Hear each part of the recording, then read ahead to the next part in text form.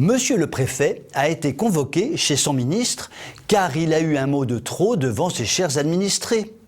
Et manifestement, entre le préfet et son ministre, ça a castagné dur.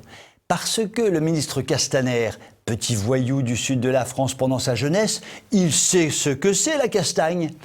Qu'a donc pu dire le pauvre monsieur Darcourt, préfet des Pays de la Loire, pour mériter une rencontre au sommet avec le sieur Castaner, le petit frappeur du Sud? Il a eu le malheur, lors de l'exercice annuel des vœux, d'expliquer que le projet de loi de bioéthique en discussion aux assemblées portait, je le cite, une rupture anthropologique majeure. Tout cela nous paraît frapper au coin du bon sens. Notre préfet aurait dû susciter une ovation chez tous les pro-PMA qui la veulent, cette rupture anthropologique majeure.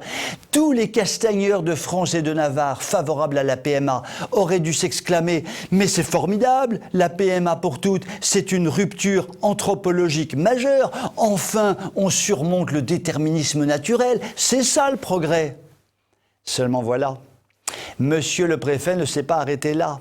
Il a ajouté qu'il n'était pas sûr qu'un tel texte, j'ouvre les guillemets, favorise les repères auxquels aspirent nos concitoyens. Aïe, aïe, aïe, aïe, aïe, aïe, aïe, aïe, aïe, qu'est-ce qu'il avait dit, monsieur le préfet? Là, monsieur le préfet, vous avez dérapé grave, comme on dit à Neuilly. Halte là, malheureux, trop c'est trop, Darcourt, au rapport. Il y a faute, il y a des choses qu'on ne dit pas en ce bas monde. Comment oser remettre en cause les horizons radieux de la procréation bricolée?